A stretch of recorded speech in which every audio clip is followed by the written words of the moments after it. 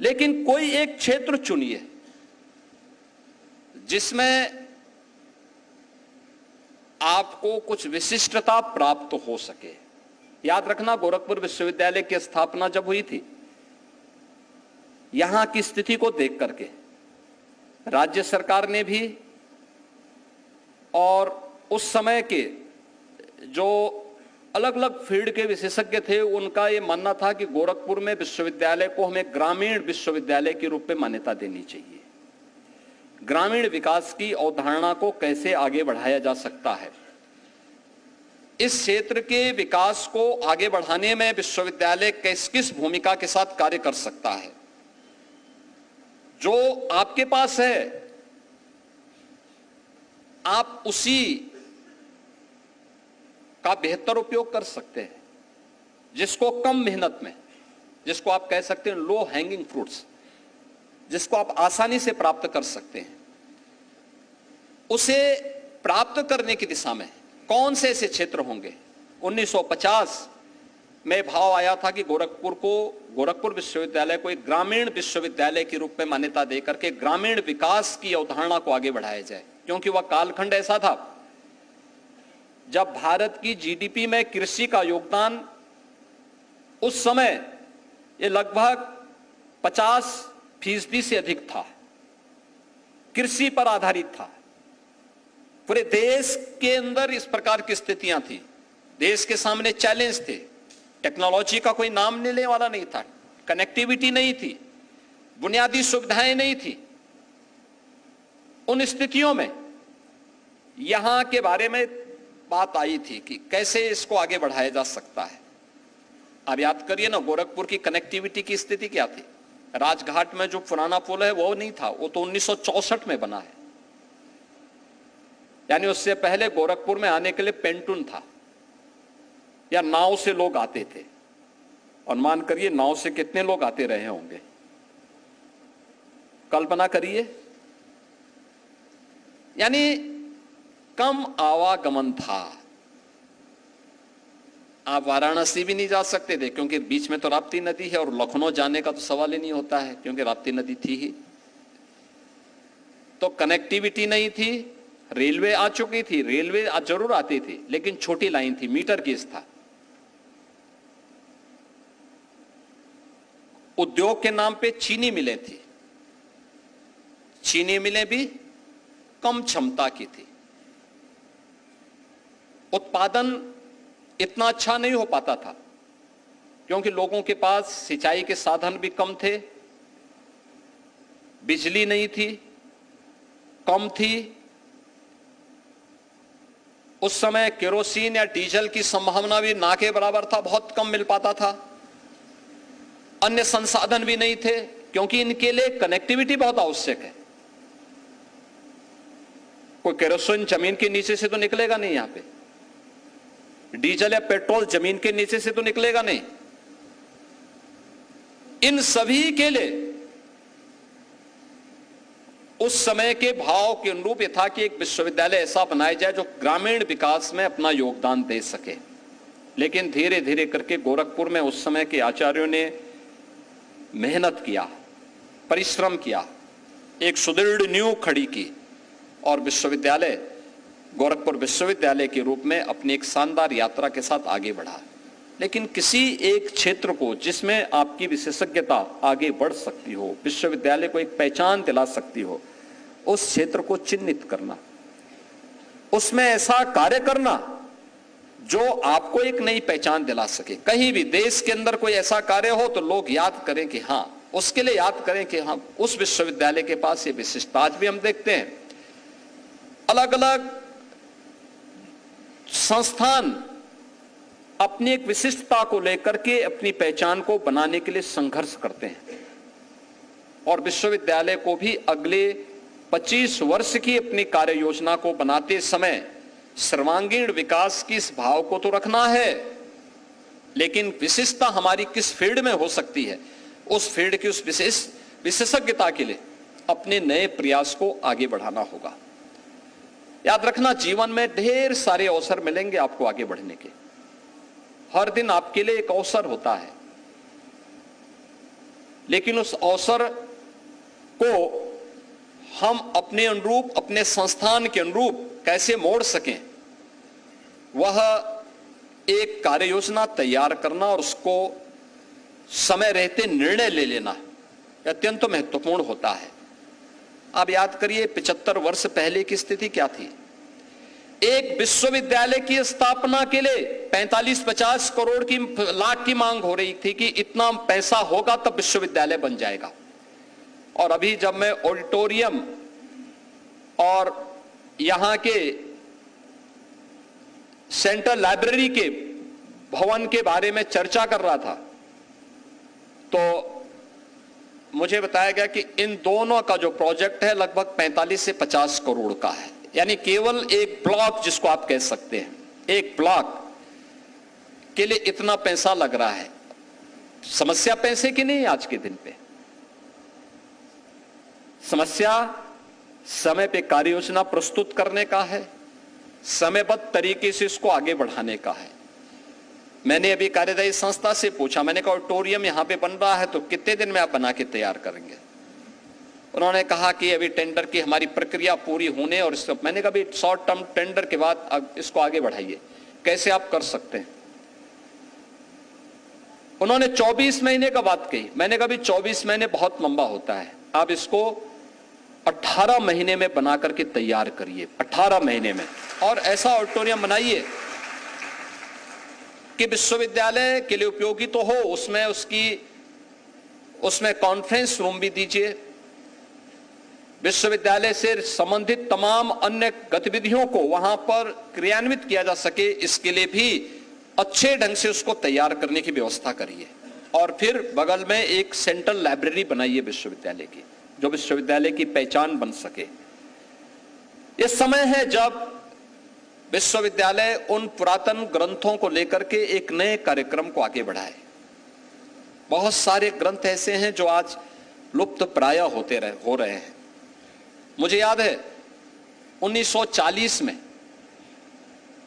गोरखनाथ मंदिर से एक प्रकाशन हुआ था, प्राच्य दर्शन पर आधारित था। उसकी एकमात्र प्रति बची थी। वह गोरखपीठ से जुड़े हुए एक बहुत प्रखर साधक थे, योगी शांतिनाथ जी। योगीराज बाबा गंभीर नाथ जी के वे शिष्य थे।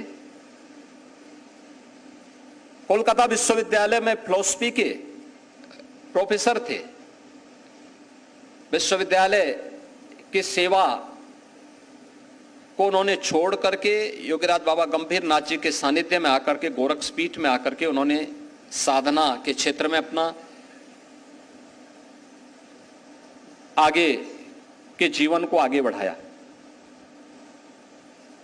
उन्होंने भारतीय दर्शन को लेकर के अपने एक शोधपरक ग्रंथ लिखा था, प्राच्य दर्शन समीक्षा के आधार पर। सभी भारत के आस्तिक और नास्तिक दर्शन को लेकर के उन्होंने लिखा था। उसकी एकमात्र प्रति बची थी और प्रति 1995 में गायब हो गई। मेरे पूज्य गुरुदेव महंत वैद्यनाथ जी महाराज मुझे कई बार कहे कि भाई तुम्हें दर्शन के बारे में अगर कोई एक पुस्तक को देखना हो तो शांतिनाथ जी की उस पुस्तक को देखो। मैं उसको ढूंढता रहा, मुझे वो पुस्तक नहीं मिल पाई। मैं मंदिर की लाइब्रेरी में कई बार गया, पूरी पुस्तकों को मैंने देखा, कैटलॉग को मैंने कई बार स्वयं देखा,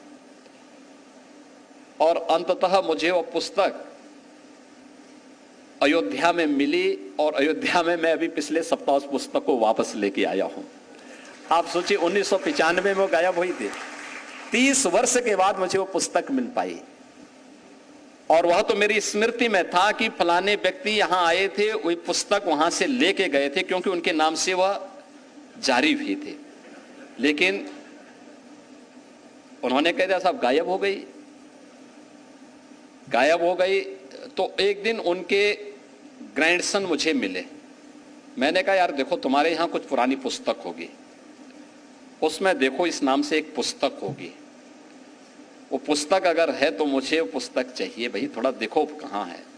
वो ढूंढते वहां भी वह एक नीचे पड़ी हुई थी। लेकिन आश्चर्य करेंगे कि 1940 का प्रकाशन है, और वह पुस्तक आज भी प्रिंटिंग उसकी बहुत शानदार प्रिंटिंग है, बहुत शानदार प्रिंटिंग है। प्रिंटिंग उसकी कोई प्रभात प्रेस था कराची में, वहां पे उसका प्रकाशन हुआ था और वह मुझे प्राप्त हुई। मुझे बहुत खुशी हुई कि चलो एक प्रति मात्र है, उस प्रति का मैं प्रकाशन कम से कम कर पाऊंगा और फिर बहुत सारे लोगों को, कम से कम फिलॉसफी में, भारतीय दर्शन में जो छात्र आगे बढ़ना चाहते हैं उन लोगों के लिए यह एक बहुत उपयोगी कृति हो सकती है, बहुत उपयोगी कृति हो सकती है। ऐसे ही बहुत सारी प्रकाशन होंगे।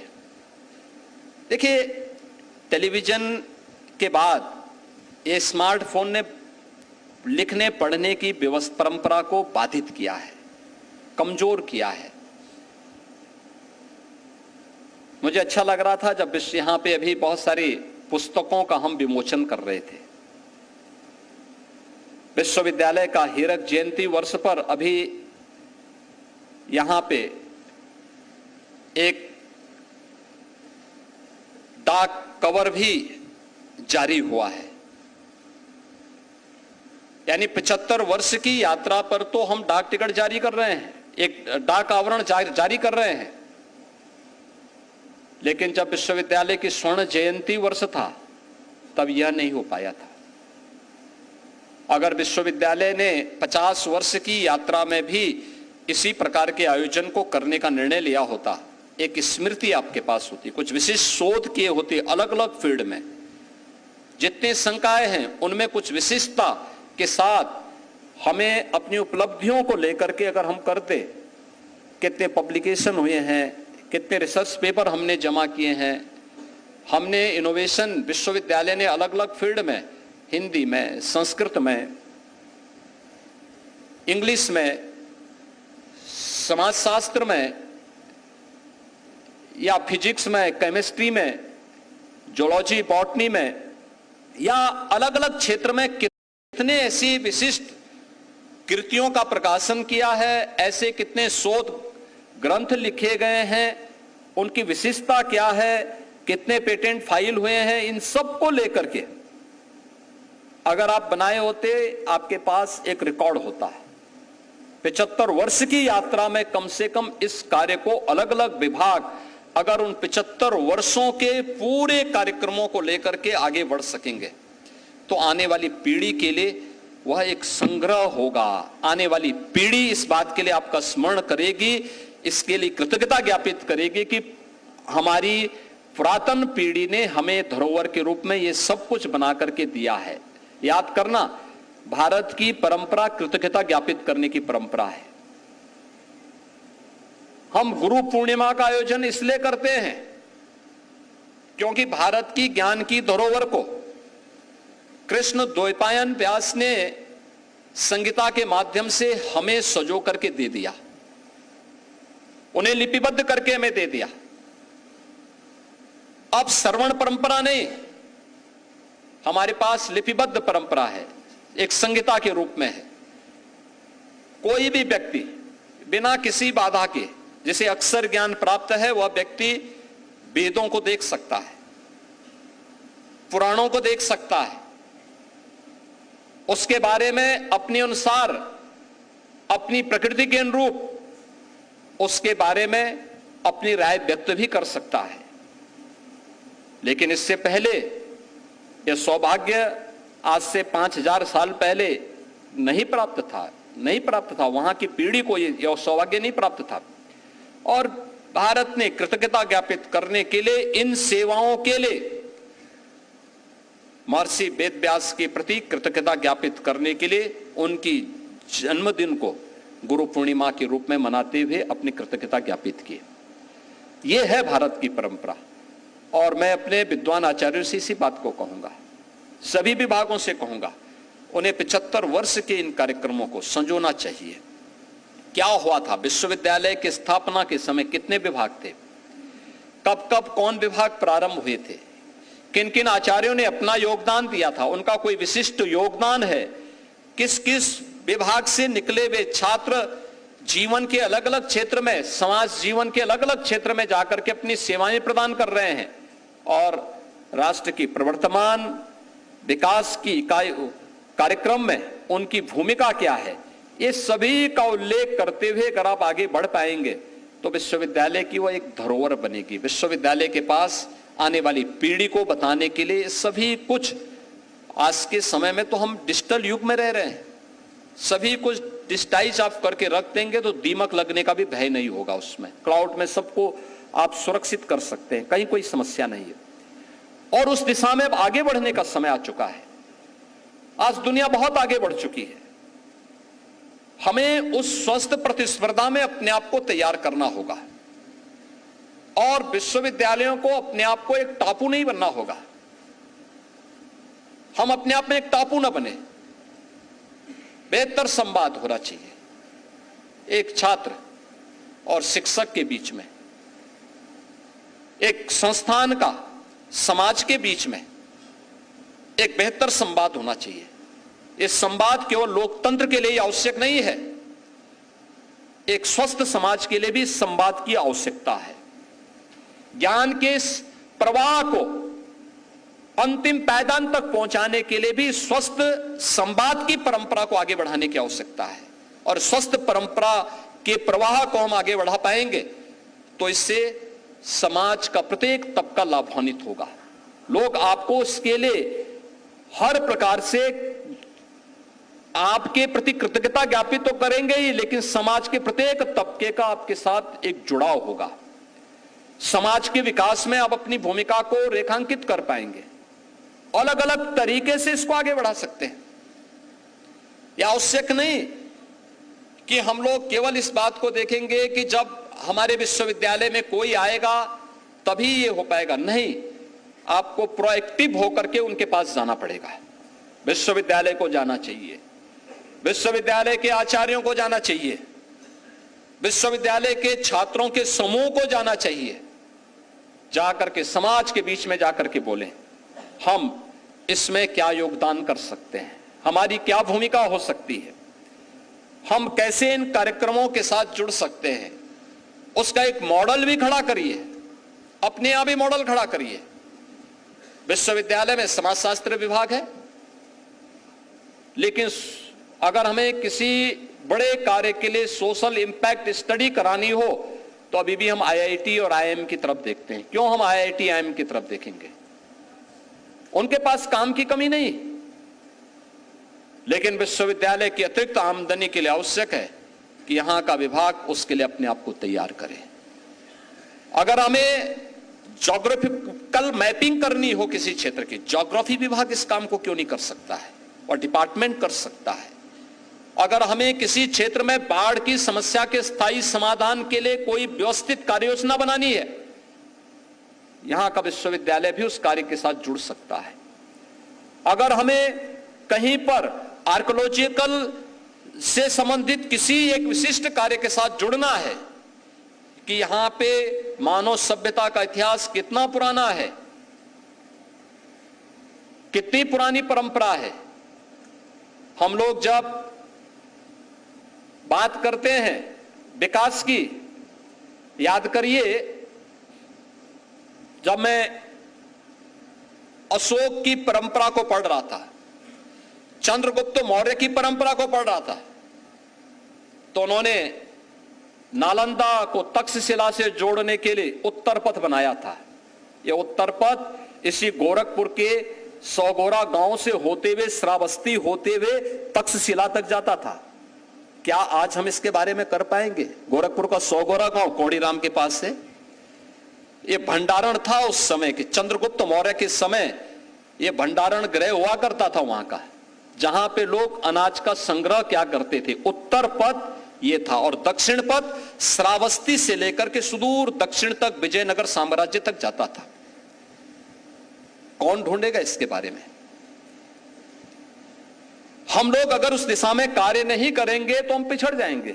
लोग हमारे बारे में जानेंगे साहब ये सारी सभ्यता, यहां की सभ्यता तो बहुत अर्वाचीन है, बहुत आगे की है, जबकि हमारी सभ्यता सबसे प्राचीन सभ्यता है, सबसे प्राचीनतम सभ्यता में से हमारी सभ्यता मानी जाती है। लेकिन हमने उस दिशा में अपने स्तर पर या हमारे संस्थानों के स्तर पर कुछ विशिष्ट शोध को आगे बढ़ाने का कार्य नहीं किया है, और उसी का परिणाम है कि हम जीवन क्षेत्र के हर एक फील्ड में पिछड़ते गए। आज एक अवसर है आपके पास, आज बेहतर कनेक्टिविटी हो चुकी है। आज आप देखते होंगे, मैं देख रहा था गोरखपुर में राप्ती नदी पे लखनऊ को जोड़ने के लिए अभी 3-4 पुल हैं गोरखपुर में, 2 और बन रहे हैं, 6 पुल बन गए हैं। रेलवे लाइन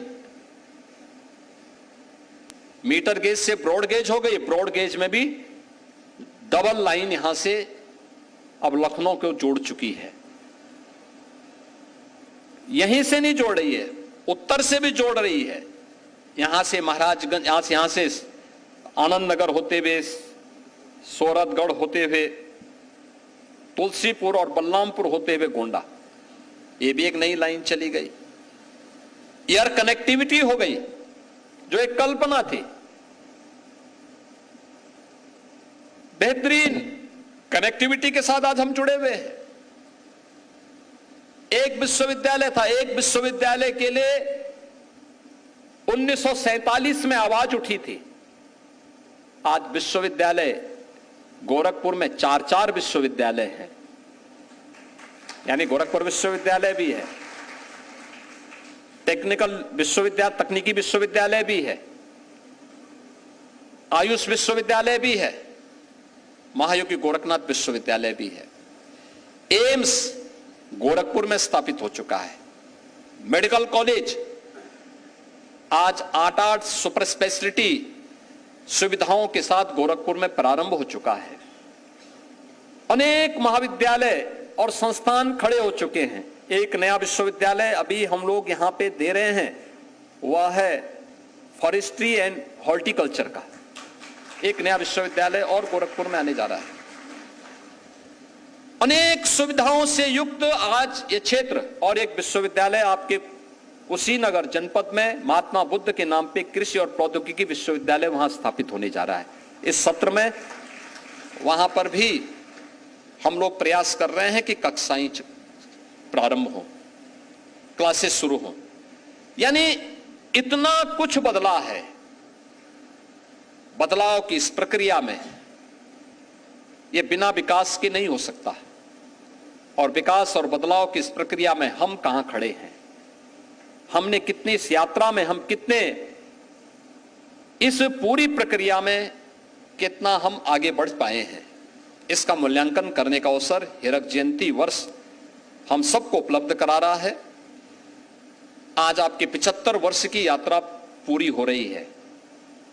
कल 1 मई को आप 75 वर्ष के बाद अपने अमृत काल की शुरुआत करते हुए आगामी 25 वर्ष की कार्य योजना के साथ जाएंगे। याद करिए, जब 25 वर्ष के बाद गोरखपुर विश्वविद्यालय अपना शताब्दी महोत्सव मना रहा होगा, उस समय की स्थितियां कैसे होंगी, उस समय विश्वविद्यालय कहां होगा, उस समय विश्वविद्यालय को कहां पहुंचाना है, ये सब कार्य योजना अगले 6 महीने से 1 वर्ष के अंदर तैयार करते हुए और फिर क्रमिक रूप से उस यात्रा के साथ बिना रुके बिना डिगे आगे बढ़ने की आवश्यकता है। और आपकी इस यात्रा के साथ में प्रदेश सरकार का, गोरखपुर वासियों का, पूर्वांचल वासियों का पूरा योगदान होगा। इस विश्वास के साथ मैं विश्वविद्यालय परिवार को हीरक जयंती वर्ष के अवसर पर संस्थापकों को स्मरण करने, विश्वविद्यालय के पूर्व आचार्यों की स्मृतियों को नमन करने, विश्वविद्यालय के पुरातन छात्रों को यहां पर सम्मानित करने और विश्वविद्यालय से संबंधित तमाम अन्य रचनात्मक कार्यक्रमों को आगे बढ़ाने के लिए हृदय से बधाई देता हूं, अपनी शुभकामनाएं देता हूं और विश्वास करता हूं कि आगामी 25 वर्ष की कार्य योजना में विश्वविद्यालय ग्लोबल रैंकिंग के लिए अपनी प्रतिस्पर्धा को आगे बढ़ाएगा। इस विश्वास के साथ आप सबके प्रति मेरी मंगल में शुभकामनाएं हैं। धन्यवाद। जय हिंद। राजद श्री को प्रणाम करते हुए ललित कला एवं संगीत विभाग के छात्र छात्राओं को राष्ट्रगान